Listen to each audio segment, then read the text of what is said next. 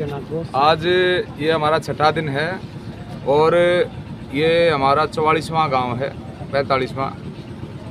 पिछले हम 44 गांव में होके आए हैं और पिछले 44 गांवों से जब से हमने यात्रा शुरू की है, हम यात्रा शुरू जिस दिन की उसी दिन से विधायक जी से निमंत्रण की मांग कर रहे हैं। भाई विधायक जी एक बारी डीगल गांव में आए थे और वहाँ जब डीगल गांव में आए तो उन्होंने एक बात कही थी, अब की बार लड़ाई रोजगार के लिए होगी। तो वो मैंने ध्यान से सुना था उनका इंटरव्यू, उसमें उन्होंने कहा था भी अब की बार लड़ाई जो होगी ना रोजगार के लिए होगी। जो लड़ाई विधायक जी मैं ये देख रहा हूँ भाई अपने फार्म हाउस में बैठ के लड़ रहे हैं या एसी कमरे में बैठ के लड़ रहे हैं, या जो लड़ाई है या लड़ाई तो सड़कों पर लड़ने की है।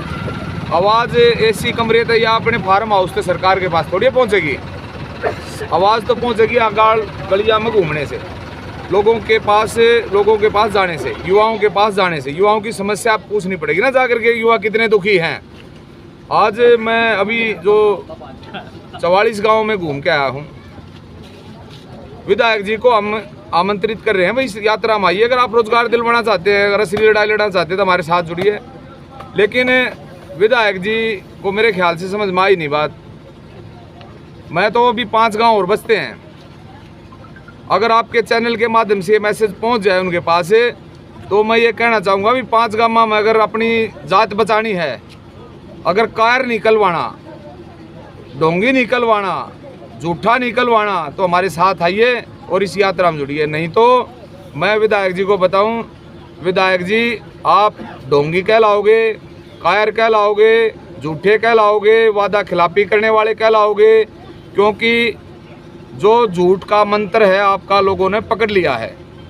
क्योंकि मैं 44 गांव में घूम कर आया हूँ, 44 के 44 गांव में युवाओं में गुस्सा है और गांव वाले ये बात कह रहे हैं, वो जो युवा हैं उनके माता पिता ये बात कह रहे हैं, अब की बार जब विधायक आ गया, अब की बार विधायक आ गया था हम अब की बार उसने वो ब्रेम बांध के पीटेंगे।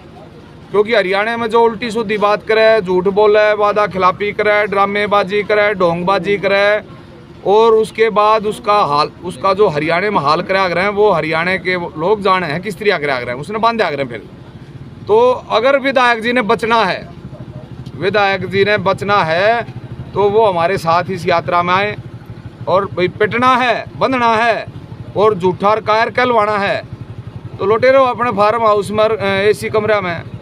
और जो उनका साथ देवे हैं, जो उनका साथ देवे हैं उनको भी मैं ये मैसेज देना चाहूँगा कि आप लोग जो उस विधायक का साथ देते हो, अब भाई ईब के ने मेरे कारण वोट दे दो, फलाने कारण वोट दे दो, धकड़े कारण वोट दे दो, तो लोगों ने ये बात भी समझ ली है। अगर भाई जो विधायक का हाल करेंगे ना वो उनके उन सहपाठियों का भी हाल करेंगे जो उनकी मदद कर रहे हैं। तो आज लड़ाई है युवाओं के संघर्ष के लिए, आज लड़ाई है युवाओं को रोजगार दिलवाने के लिए, आज लड़ाई है असली इस सरकार को जगाने के लिए। तो विधायक के गांव से भी होके आए हो? विधायक के गांव से मैं कल होकर आया हूँ। विधायक के गांव में जब मैं गया था तो विधायक के गांव में भी खुद विधायक को लोग यही कह रहे थे भाई शर्म आनी चाहिए, एक तरफ तो कह है हम रोजगार की लड़ाई लड़ेंगे और एक तरफ यार बोले हमने देखा है अब की बार होश क्या सुनी गैला होगा, अब लड़ाई लड़ रहे हैं साथ। तो हमने, क्योंकि हम लोग जो हैं सत्ता के लिए नहीं आए, हम तो असली लड़ाई के लिए आए, आंदोलन से निकले हुए लोग हैं और आंदोलन से निकले हुए लोग हैं। तो लोग कह रहे हैं, दुबड़दन के लोगों ने कहा मेरे को, माजरे गांव में गया उसके लोगों ने कहा, बोला यार बड़ा मक्कार आदमी है, बड़ा झूठा आदमी है, मारी भी उसने पीटन लाग रहा थी, मतलब सारी तो लाज पिटा दी।